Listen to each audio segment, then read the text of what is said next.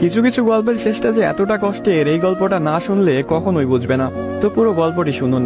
একটি 19 বছর বয়সী মেয়ে তার প্রেমিকের কাছে গিয়ে বলে, আমার 20তম জন্মদিনে তুমি আমাকে কি উপহার দিবে? ছেলেটি মুচকি হেসে বলল, এখনো তো অনেক সময় আছে, আর সময় হলে তুমি তোমার জন্মদিনের উপহার পেয়ে যাবে। বেশ কিছুদিন যাওয়ার পর একদিন হঠাৎ করে এই মেয়েটি অজ্ঞান হয়ে যায়। বাসার সবাই বেশ অস্থির হয়ে যায়, কিছুই বুঝে উঠতে পারছিল না কেউ কি হয়েছে মেয়েটার। তারপর সবাই মিলে তাকে হাসপাতালে নিয়ে গেল।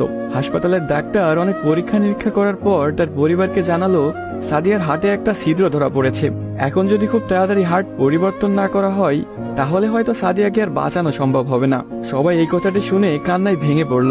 সাদিয়ার মা বাবা কিছুতেই মেনে নিতে পারছিল না। সাদিয়ার প্রেমিক সাকিব তার বিষয়ে ডাক্তারের কাছ থেকে সবকিছু শুনে বলল, এ কিছুতেই হতে দিবে না সে। তারপর সাকিব মেয়েটির রুমে গেল, দেখলো তার ভালোবাসার মানুষটি বিছানায় শুয়ে আছে। সাকিবের কাছে যেতে এই মেয়েটি বলল, সাকিব, আমি মনে হয় আর বাঁচবো না। সাদিয়ার চোখের পানি মুছে দিয়ে সাকিব বলল, কে বলেছে তুমি বাঁচবে না? তুমি খুব শীঘ্রই ভালো হয়ে যাবে। মেয়েটি বলল, তুমি কি করে জানলে? ডাক্তার তো বলেছে আমার হার্টে একটা ছিদ্র ধরা পড়েছে, আর আমাকে বাঁচানো সম্ভব না। ধুর পাগলি, তোমার কিছুই হবে না, দেখো তুমি ভালো হয়ে যাবে। এভাবেই বেশ কিছুদিন যাওয়ার পর সাদিয়া সম্পূর্ণ সুস্থ হয়ে যায় এবং বাসায় ফিরে যায়।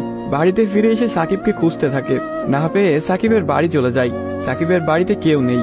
অবশেষে সাকিবের ছোট বোনের দেখা পেল সাদিয়া। কিরে, তোমার ভাই কোথায়?